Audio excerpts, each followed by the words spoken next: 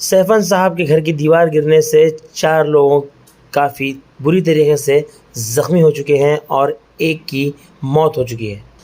हम आपके लिए दुखद घटना जेवरगी तालुका के यड्रामी गांव से आपके लिए हम लेकर आ रहे हैं, जो कि कल देर रात 2:30 बजे के वक्त मुसलसल बारिश की वजह से सैफन साहब के घर की दीवार गिर गई। ये दीवार गिरने की वजह से एक लड़की जिसका नाम सानिया है, जो कि 16 साल की थी, स्पॉट पर उस बच्ची का इंतकाल हो चुका है और बाकी के 3 से 4 बच्चे ज़ख्मी हो चुके हैं। कल देर रात यड्रामी गांव में 2:30 बजे के वक्त मुसलसल बारिश की वजह से एक घर की दीवार गिर गई। इस हादसे में एक मासूम लड़की की मौत हो चुकी है और बाकी के 4 बच्चे शदीद ज़ख्मी हो चुके हैं। मरने वाली लड़की की dead body Yadrami government hospital में रखी गई है। एडवोकेट मोहिउद्दीन इनामदार ने कहा कि हमारी डिमांड है कि जिस लड़की का इंतकाल हुआ है उस गरीब ख़ानदान को फ़ौरन 10 लाख रुपए का मुआवजा दिया जाए और 2 ज़ख्मी बच्चों का इलाज बिल्कुल फ्री हुकूमत की तरफ से और ख़ास मदद की गुहार लगाई गई है। डीसी और तहसीलदार यड्रामी और सीपीआई जेवरगी को फ़ौरन साइट पर आकर आवाम को इंसाफ दिलाने का यकीन दिलाना होगा, ऐसा एडवोकेट ने कहा। और उन्होंने ये भी कहा कि मैं ख़ुद एमएलए डॉक्टर अजय सिंह और तहसीलदार यड्रामी और डीसी को फ़ोन करके सारे इंसिडेंट का उन्होंने इत्तला दी है और मुआवजे की मदद करने के लिए उन्होंने दरख्वास्त दी है। और इनकी डिमांड ये है कि ज़िम्मेदार जितने भी ऑफिशियल्स हैं फ़ौरन स्पॉट पर आकर ये गरीब ख़ानदान को इंसाफ दिलाएं, ऐसा एडवोकेट मोहिउद्दीन इनामदार, जो कि प्रेसिडेंट है टीपू सुल्तान कमेटी जेवरगी से, ये सारी चीज़ें इन्होंने कही। आइए देखते हैं यड्रामी से ये रिपोर्ट। हाँ नमस्ते सर। हाँ ಸರ್, ಏನಿಲ್ಲ ಸರ್, ನಮ್ಮ ಯಡ್ರಾಮಿಯಲ್ಲಿ ರಾತ್ರಿಗೆ ಅತಿ ಹೆಚ್ಚು ಮಳೆ ಆಗಿ ಸರ್, ಗಾಡಿ ಬಿದ್ದು ಒಂದು ಡೆತ್ ಆಗಿದೆ ಸರ್. 4 ಬಹಳ ಸೀರಿಯಸ್ ಇಂಜೂರ್ಡ್ ಇದ್ದಾರೆ ಸರ್. ಹೌದು ಸರ್. ಹಾಂ ಸರ್. ಹಾಂ ಸರ್. ಹಾಂ ಸರ್. ಹಾಂ sir. Okay sir. Sir MLA ಕಡೆಯಿಂದ ಸರ್ DC ಅವರಿಗೆ ಅಥವಾ ತಹಸೀಲ್ದಾರ್ ಕಳಿಸಿ ಅವ್ರಿಗೇನು ಪರಿಹಾರ ವ್ಯವಸ್ಥೆ ಇದೆಯಲ್ಲ ಸರ್, ಅದು ಬಹಳ ಬಡವ ಜನ ಸರ್, ಅವ್ರ ಸಂಘಕ್ಕೆ ಏನು ಅಂಜಿಲ್ಲ ಸರ್. ತಂದೆ ತಾಯಿ ಹೊರಗೆ ಹೋಗಿದ್ದಾರೆ, ಬೆಳಗ್ಗೆ 4 ಗಂಟೆ ಸಂಘದವ್ರು ಕುಂದಿರ್ತಾರೆ ಮನೆಗೆ ಬಂದಂತ. ಆದ್ರಿಂದ ಮಕ್ಕಳು ಅದಾರ ಸರ್, ಅದು ಗಾಡಿ ನೀರು ತಮ್ಗೆ ಗೊತ್ತಿದೆಯಲ್ಲ ಸರ್, ಎಷ್ಟು ನೀರು ಬರ್ತಾ ಇದೆ ಅಂತ ಮಳೆ. ಅದು ಸ್ವಲ್ಪ ಹೇಳಿ ಸರ್. DC ಮೇಡಮ್ಗೆ ಒಂದ್ಸಲ ಕಾಲ್ ಮಾಡಿ ಸರ್, ನಾನು ಕಾಲ್ ಮಾಡಿ ಹೇಳ್ತೀನಿ ಸರ್ DC ಮೇಡಮ್ ಅವ್ರಿಗೆ. ತಾವೊಂದ್ಸಲ ಮಾಡೋರು ಪರಿಹಾರ ಘೋಷಣೆ ಮಾಡೋರಿಗೆ ಅವ್ರ ಮುಂದೆ ಮನೆಗೆ ಹೋಗಲ್ಲ ಸರ್, ಅವ್ರ ಫ್ಯಾಮಿಲಿದವ್ರು ಸರ್, ಯಾಕಂದ್ರೆ ಬಹಳ ಬಡವ ಜನ ಸರ್. ಅದು ಸ್ವಲ್ಪ ಗಮನದಲ್ಲಿ ತರಿ ಸರ್, ನಾನು ಒಂದ್ಸಲ ಮಾತಾಡ್ತೀನಿ ಸರ್. ಮತ್ತೆ MLA ಅವ್ರಿಗೆ ಹೇಳಿ ಸ್ವಲ್ಪ ಪರಿಹಾರ ಮಾಡಿಸ್ಬೇಕು ಸರ್, ಹೆಂಗಾದ್ರು ಮಾಡಿ. ಹಾ ಸರ್. ಹಾ sir. Okay okay sir. Okay okay okay okay sir, thank you.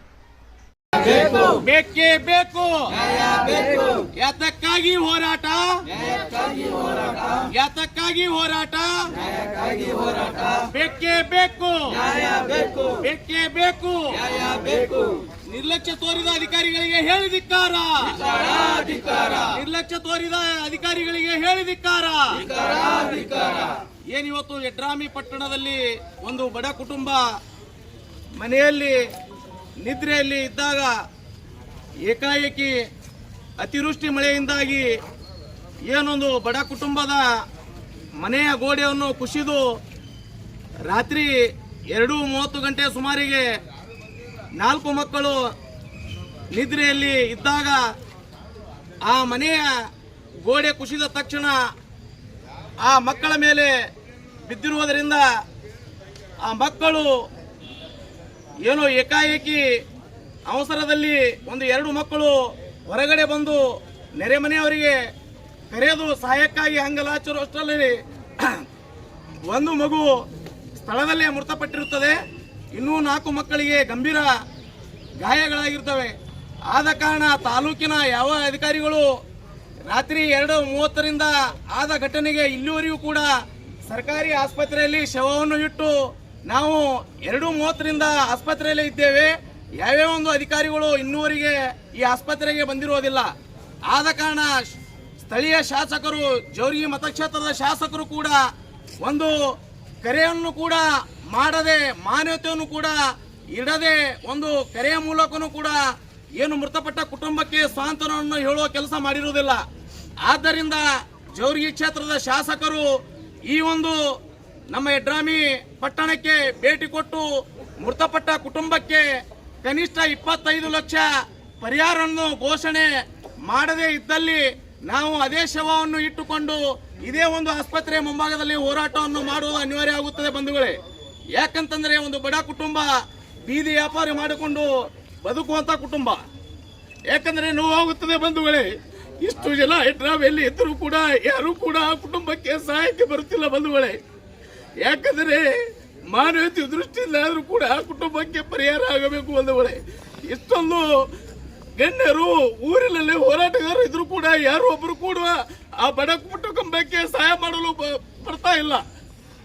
ಆದ ಕಾರಣ ಜಿಲ್ಲಾಧಿಕಾರಿ ಆಗಿರ್ಬೋದು, ಜಿಲ್ಲೆಯ ಅಧಿಕಾರಿಗಳಾಗಿರ್ಬೋದು, ಶಾಸಕರಾಗಿರ್ಬೋದು, ಅವ್ರು ಯಾರೇ ಇರಲಿ, ಅವರು ಇಲ್ಲಿ ಸ್ಥಳಕ್ಕೆ ಭೇಟಿ ನೀಡಿ ಆ ಕುಟುಂಬಕ್ಕೆ ಪರಿಹಾರ ನೀಡಲೇಬೇಕು. ಯಾಕಂದ್ರೆ ಅದೊಂದು ಬೀದಿ ವ್ಯಾಪಾರ ಮಾಡಿಕೊಂಡು ಬದುಕುವಂತ ಕುಟುಂಬ. ಅದಕ್ಕೋಸ್ಕರ ನಾವು ಮತ್ತೊಮ್ಮೆ ಮನವಿ ಮಾಡ್ಕೊತಾ ಇದ್ದೀವಿ ತಾಲೂಕಾಗ, ನೀವು ಬರಲೇಬೇಕು. ನೀವು ಬರೆದಿದ್ದರೆ ನಾವು ಅಂತ್ಯ ಸಂಸ್ಕಾರ ಮಾಡುವುದಿಲ್ಲ. ಅದೇ ಒಂದು ಶವವನ್ನು ಇಟ್ಟು ಬೀದಿಯಲ್ಲಿಟ್ಟು ಹೋರಾಟ ಮಾಡುವುದು ಅನಿವಾರ್ಯ ಆಗುತ್ತದೆ. ತಕ್ಷಣ ನಿಮಗೆ ಈಗಾಗಲೇ ದಂಡಾಧಿಕಾರಿಗಳಿಗೆ ನಾವು ಫೋನಿನ ಮುಖಾಂತರ ತಿಳಿಸಿದ್ದೇವೆ. ಆರಕ್ಷಕ ಠಾಣೆಯಲ್ಲೂ ಕೂಡ ನಮ್ಮ ಸುದ್ದಿಯನ್ನು ಮುಟ್ಟಿಸಿದ್ದೇವೆ. ಆರಕ್ಷಕ ಠಾಣೆಯವರು ಬಿಟ್ರೆ ಬೇರೆ ಯಾವ ಅಧಿಕಾರಿ ರಾತ್ರಿ 2:30 ಸುಮಾರಿಗೆ ಇದೇ ಒಂದು ಆಸ್ಪತ್ರೆಗೆ ನಾವು ಶವವನ್ನು ತೆಗೆದುಕೊಂಡು ಬಂದಾಗ ಆಸ್ಪತ್ರೆಯಲ್ಲಿ ಯಾವುದೇ ಒಂದು ಸಿಬ್ಬಂದಿ ಇದ್ದಿರುವುದಿಲ್ಲ ಬಂಧುಗಳೇ. ಯಾಕಂದ್ರೆ ಇವತ್ತು ತಾಲೂಕು ಅಂತ ಹೇಳ್ಕೊಳ್ಳಕ್ಕೆ ನಮ್ಗೆ ನಾಚೆ ಆಗ್ತದೆ. ಇದು ಶಾಸಕರು ನಮ್ಮ ಕ್ಷೇತ್ರದ ಶಾಸಕರಲ್ಲ, ಇವರು ಬೆಂಗಳೂರಿನ ಶಾಸಕರಾಗಿದ್ದಾರೆ. ಆದ ಕಾರಣ ತಾವು ಎಲ್ಲೇ ಇದ್ರು ಕೂಡ ಇವತ್ತು ಬೆಂಗಳೂರಿನಲ್ಲಿ ಇರ್ಬೋದು, ಇವತ್ತು ಜಿಲ್ಲೆಯಲ್ಲಿ ಇರ್ಬೋದು, ಜವರ್ಗಿಯಲ್ಲಿ ಇರ್ಬೋದು, ಇದೇ ಒಂದು ನಿಮ್ಮ ಘಟನೆ ನಿಮ್ಮ ಮನೆಯಲ್ಲಿ ಆದರೆ ನೀವು ಬೆಂಗಳೂರಿನಲ್ಲಿ ಇರುವುದಿಲ್ಲ. ಶಾಸಕರೇ, ನಿಮಗೆ ಎಚ್ಚರಿಕೆಯನ್ನು ಕೊಡ್ತಾ ಇದ್ದೇನೆ. ಇದು ಬಡ ಕುಟುಂಬದ ಶವ ಇದೆ. ನೀವು ಯಾವುದೇ ಕಾರಣಕ್ಕೂ ಈ ಶವಲ್ಲಿ ನೀವು ಅಂತ್ಯ ಸಂಸ್ಕಾರದಲ್ಲಿ ಭಾಗಿಯಾಗದಿದ್ದರೆ ನಿಮ್ಮ ವಿರುದ್ಧ ಉಗ್ರವಾದ ಹೋರಾಟ ಮಾಡಬೇಕಾಗುತ್ತದೆ. ನಮಗೆ ಅನಿವಾರ್ಯ ಇದೆ. ಇದು ಒಂದು ಬಡ ಕುಟುಂಬ ಶವ ಇದೆ. ತಾವು ಎಲ್ಲೇ ಇದ್ದರೂ ಈ ಸ್ಥಳಕ್ಕೆ ಬಂದು ಕನಿಷ್ಠ ಪಕ್ಷ ಆ ಕುಟುಂಬಕ್ಕೆ 25 ಲಕ್ಷ ರೂಪಾಯಿ ಪರಿಹಾರ ಸ್ಥಳದಲ್ಲೇ ಘೋಷಣೆ ಮಾಡಬೇಕು. ಮತ್ತು ಪಟ್ಟಣ ಪಂಚಾಯತಿಯ ಮುಖ್ಯಾಧಿಕಾರಿಗಳು ಕೂಡ ನಾವು ಈಗಾಗಲೇ ಫೋನಿನ ಮುಖಾಂತರ ಮನೆಯನ್ನು ಇದು ಸುದ್ದಿಯನ್ನು ಮುಟ್ಟಿಸಿದ್ದೇವೆ. ಅವರು ಕೂಡ ಸ್ಥಳಕ್ಕೆ ಬಂದು ಆ ಬಡ ಕುಟುಂಬಕ್ಕೆ ಒಂದು ನಿವೇಶನ ಕೊಡುವುದರ ಮುಖಾಂತರ ಅವರಿಗೆ ಒಂದು ಮನೆಯನ್ನು ಮಂಜೂರಾತಿ ಮಾಡಬೇಕು ಸ್ಥಳದಲ್ಲಿ. ಯಾಕಂದರೆ ಅದು ಬಹಳ ಬಡತನದ ಕುಟುಂಬ ಇದೆ. ತಾವು ಎಲ್ಲೇ ಇದ್ರೂ ಕೂಡ ಈ ಸ್ಥಳಕ್ಕೆ ಬಂದು ನೀವು ಸ್ಪಂದಿಸದಿದ್ದರೆ ನಾವು ಯಾವುದೇ ಕಾರಣಕ್ಕೂ ಅಂತ್ಯ ಸಂಸ್ಕಾರ ಮಾಡುವುದಿಲ್ಲ ಎಂಬುದು ಹೇಳುವ ಮುಖಾಂತರ ಈ ಸುದ್ದಿ ಮುಖಾಂತರ ಹೇಳ್ತಾ ಇದ್ದೇನೆ. ಎಲ್ಲರೂ ಕೂಡ ಈ ಹೋರಾಟದಲ್ಲಿ ಭಾಗಿಯಾಗಬೇಕು. ಇಲ್ಲಿ ಜಾತಿ ಮತ ಇಲ್ಲದೆ ಯಾವುದೇ ರಾಜಕೀಯ ಒತ್ತಡ ಮಣಿಯದೆ ಎಲ್ಲರೂ ಕೂಡಿ ಆ ಒಂದು ಬಡ ಕುಟುಂಬಕ್ಕೆ ನ್ಯಾಯ ಒದಗಿಸಿ ಕೊಡೋಣ ಹೇಳೋದ್ರ ಮುಖಾಂತರ ನನ್ನೊಂದೆರಡು ಮಾತುಗಳನ್ನು ಮುಗಿಸುತ್ತೇನೆ.